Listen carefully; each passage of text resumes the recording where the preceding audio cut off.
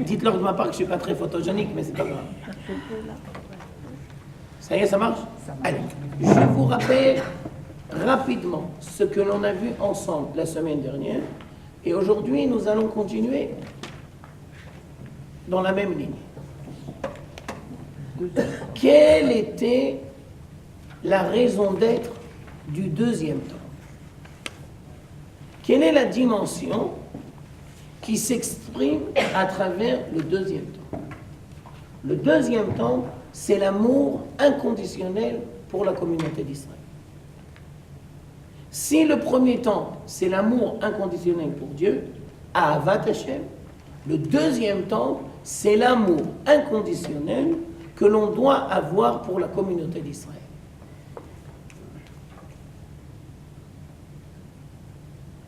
On ne va pas rentrer là-dedans, mais on va le dire. Avant que tu dises « on est tous Charlie », tu dois dire « on est tous juifs ». D'accord? Il y a des priorités. Et il faut mettre les pendules à l'heure. Alors on explique. L'attachement que Dieu a à la communauté d'Israël, c'est un attachement inconditionnel.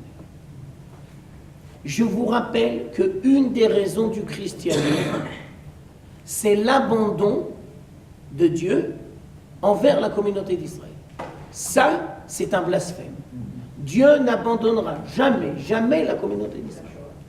Quoi qu'il arrive et quelles que soient les bêtises. Et donc nous, on se devra aussi d'avoir un attachement inconditionnel à la communauté d'Israël. Et je vais encore plus fort.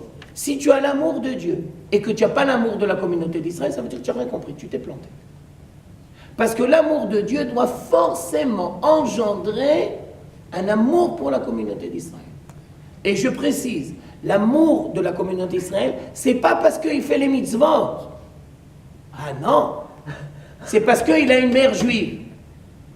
Non. À partir du moment où il fait partie de la communauté d'Israël, tu dois le considérer comme un membre de ton corps. Non. On fait tous un seul corps et on est tous une partie d'eux. Alors le traité de Jérusalem va donner une image. Jamais on verra la main gauche qui va taper la main droite. Et bien la même chose au sein de la communauté d'Israël. Tu as le droit et des fois tu as même le devoir de ne pas être d'accord avec certaines idées. Mais tu dois savoir comment le faire. Et tu n'auras en aucun droit la possibilité de porter atteinte à la communauté d'Israël. Même si tu le fais au nom de Dieu. Et je vais encore plus loin. Et quand tu le fais au nom de Dieu, ça risque d'être très dangereux. Est-ce que c'est pas ce qu'on appelle la haine gratuite? Exact, ben justement, on est en plein dans le sujet. Ouais, en plein dans le sujet. Qui a On est toujours mais bien amené sûr. la destruction. Et donc, le Maharal va te dire, puisque la dimension du deuxième temple, oui, c'est l'attachement inconditionnel à la communauté d'Israël, la conséquence, c'est qu'il a été détruit à cause de la haine gratuite. Mais bien sûr, c'est la même ligne. Et je reprends la Guémara que nous avons vue il y a 3 semaines ensemble.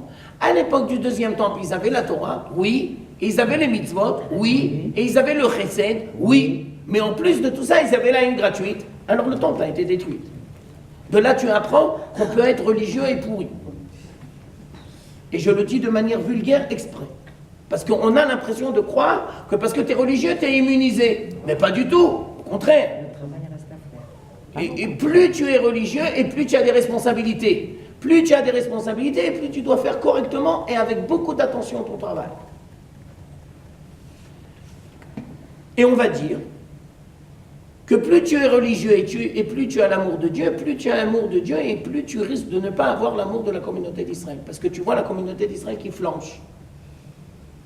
Mais toi, tu dois comprendre que ton rôle, c'est justement d'être là, c'est justement d'être présent. Alors, je vous donne une image, c'est une image très très précise.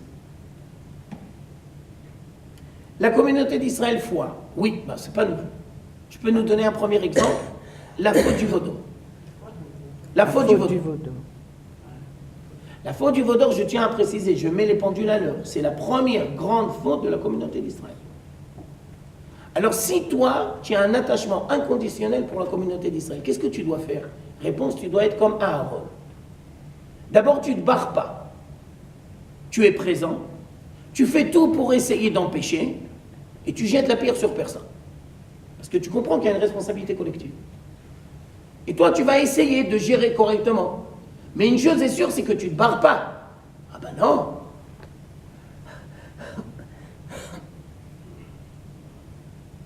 Et bien entendu, jamais on va voir Aaron qui va dire « Eh bien, débrouillez-vous, hein, c'est votre problème, vous voulez faire des bêtises, eh bien, débrouillez-vous, moi je me barre. » Non, ça c'est pas Aaron. Aaron, il a l'attachement inconditionnel de la communauté d'Israël, et il comprend que c'est son rôle d'être présent, et il essaye de faire les dégâts le moins possible, d'empêcher. Il essaye de faire tout ce qu'il peut pour que la communauté... On n'a pas toujours la dimension. Pardon? On n'a pas toujours la dimension. De Aaron.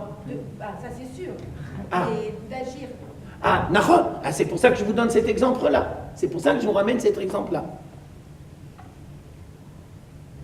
Et le texte va nous dire dans la Mishnah de Pirkei Avot, Eve mitalmidav shel Aaron, tu te devras d'être les élèves de Aaron. Oev shalom verodev shalom. Oev et abriot, tu as l'amour des créatures de Dieu, ou mekarvam la Torah. Alors à ce moment-là, je me dois de vous ramener l'explication du fils du Rav Kook. Dans la Mishnah, il y a marqué Oev et abriot. Tu aimes les créatures de Dieu. On précise juif et pas juif, virgule, et après tu les ramènes vers la Torah.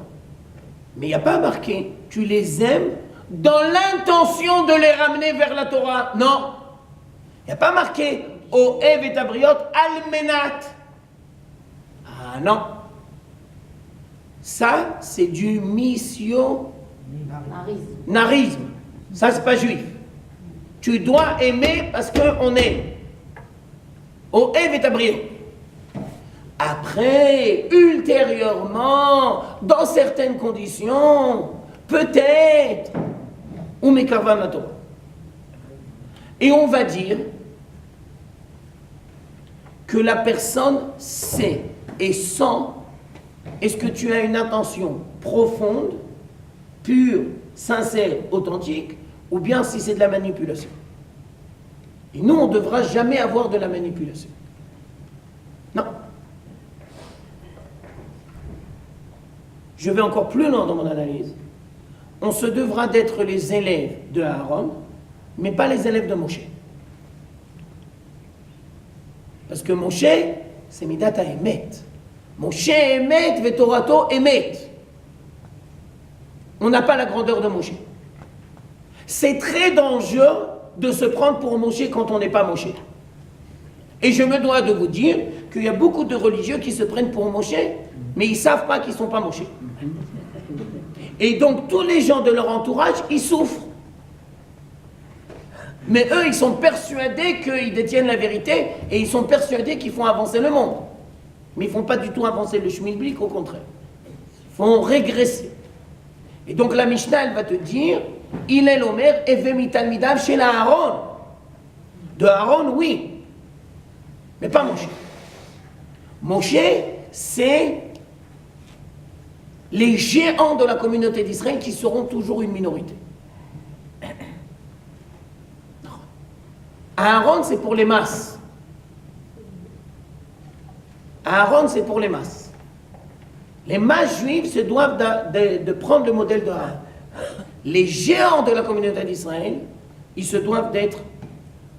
Maintenant, je vous explique pourquoi Moshe, c'est très dangereux. Je reprends l'exemple que je vous ai donné, la faute du Vaudor. La faute du Vaudor, elle est là pour nous apprendre la grandeur de Aaron. La faute du Vaudor, elle est là pour nous apprendre la grandeur de Moshe. On explique. Moshe revient, il voit la faute du Vaudor.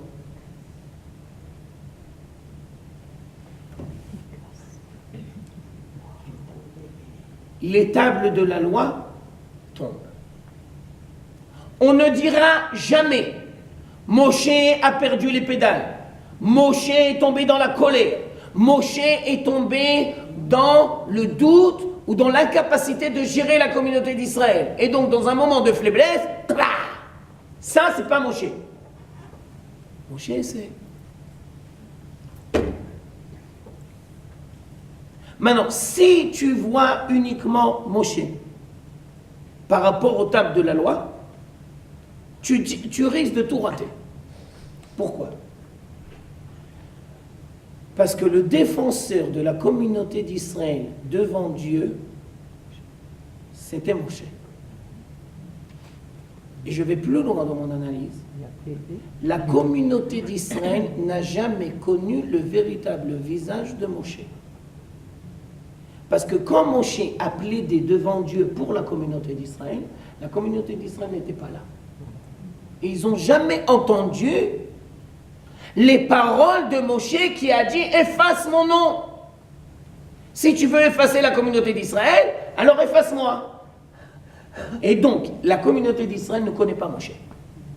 Ils sont persuadés que Moshe Emet Vetorato Emet, et ils sont persuadés qu'il est différent de Aaron.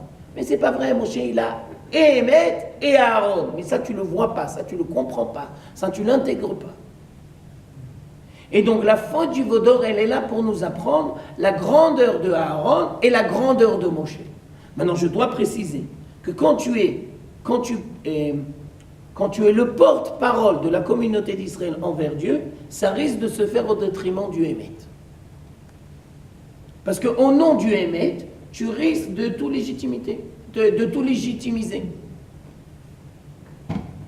Mais ça, c'est pas le Hémet, ça, c'est le mensonge.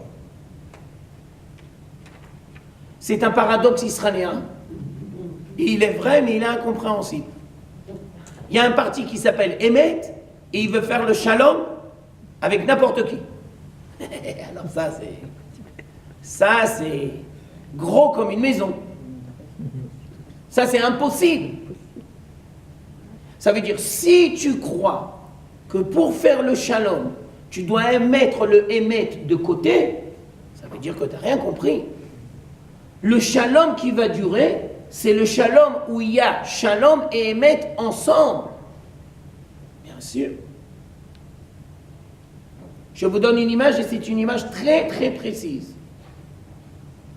Un mari se devra d'accepter l'identité féminine de son épouse, et un mari se devra pas simplement de l'accepter, mais de respecter l'identité féminine de son épouse.